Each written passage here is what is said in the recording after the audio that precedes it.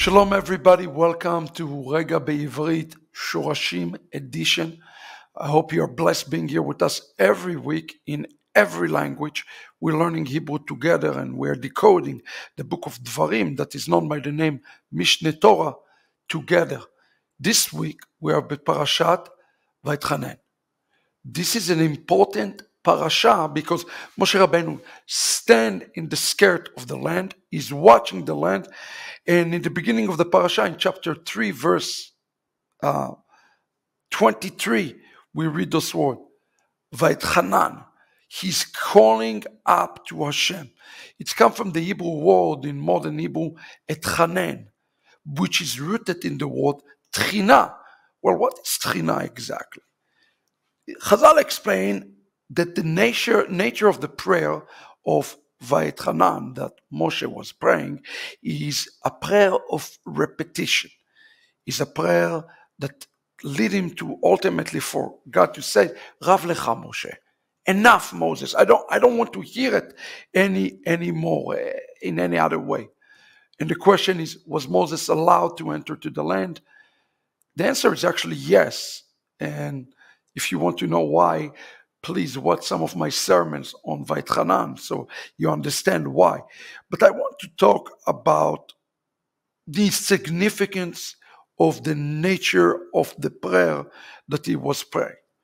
Chazal says here, we can understand two matters from the nature of the prayers. One, in the matter of spirituality, and a man ascension, a person ascension to a higher realms. It says, mutar lo la'adam litakesh. When a man seek a spiritual ascension, it is okay for him to fight with the heaven. This word itakshut is the word of spiritual preference, spiritual persistence in prayer.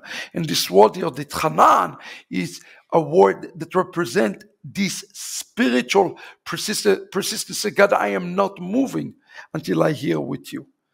Similarly, we see this, Chazal explain, the parallel of the prayer of Moshe is seen later on with Rachel, where she saw that God does not want to give her children, and she didn't budge on that. She fought for this in all of her spiritual strength to be able to get this. Because when a man strengthened, it says, to ascend up, it says in Sanhedrin 105, chutzpah klapei shamaya meinei, which means chutzpah for the heavenlies. Standing for the heavenlies is not only tolerated by the heavenlies, they are welcomed by the heavenlies. Wait a second, I thought chutzpah is something bad. Not really. Chutzpah toward the heaven for the sake of ascension is something positive. So this is an important note for all who are seeking to ascend up. When there are delays, when we don't get our answers, the mode of prayer that we need to enter to is Vaet'hanan, which is repetition in our prayer. Now we know what Yeshua says. He says, why are you repeating your prayers like the heathens? That's not the same thing, friends. We have to understand.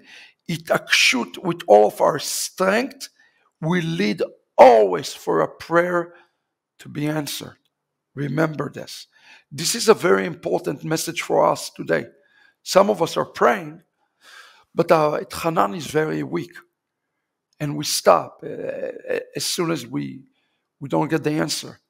What Torah teaches us that when we don't get an answer, continue to pray until God says, Rav lecha, no more.